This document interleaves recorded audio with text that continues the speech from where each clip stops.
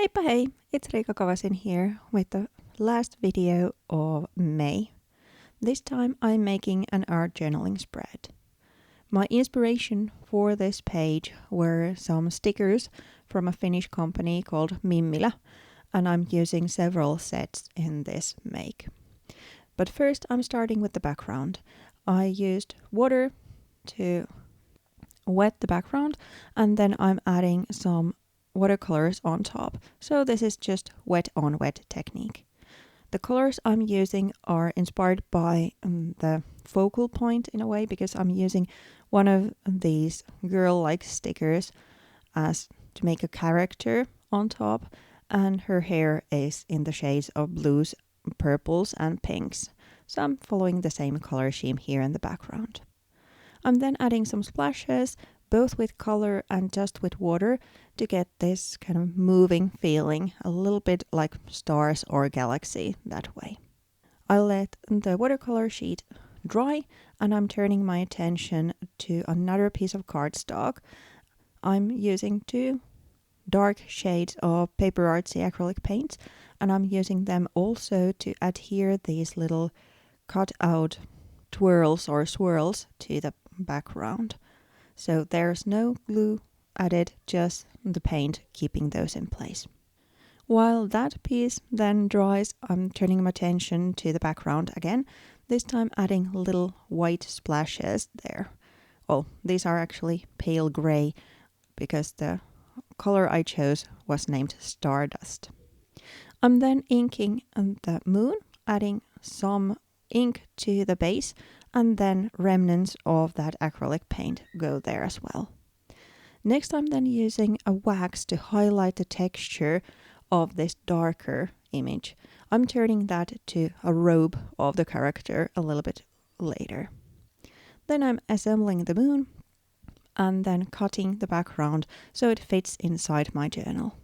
Then I'm turning my attention to the actual character. I'm using one of these little lady heads and I'm adding her a robe from that dark piece I made earlier. So I'm cutting it to this kind of a random shape, just making sure the width is okay from the top. And then I'm using double-sided tape to adhere that in place. But first I'm adding some stamping because, well, the robe is going to be quite a dark element in the page. So I'm wanting a little bit more of that contrast to the background as well. In a later stage, I'm then highlighting that darkness a little bit further using the same ink with an inking tool. My first idea was to add the moon behind her head, but I'm not feeling that. It's lacking the contrast I'm then wanting, so I'm moving the moon to the other side and building this young magician to this right-hand side.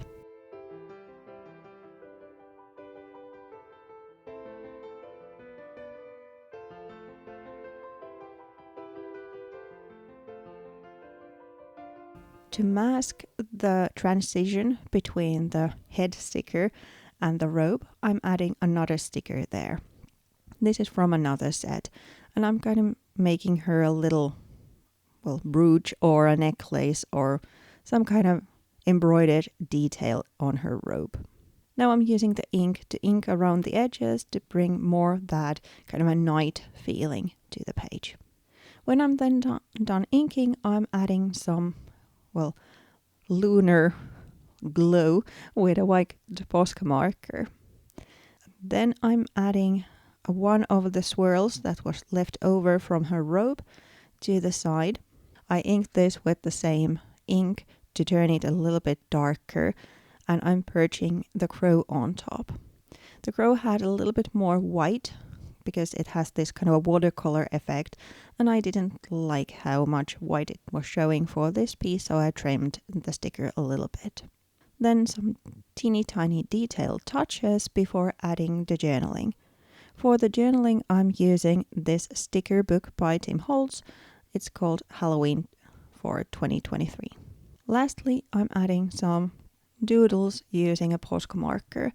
I'm going around the edge with this 4-stitch line kind of thing, and after that the spread is done. Thank you so much for watching. I hope you liked the video. If you did, please consider subscribing and hit that bell sign to be notified when a new video comes live. If you want to read more about the materials, you can find those in the description box. Thank you so much for watching. I'll be seeing you within a week. Bye!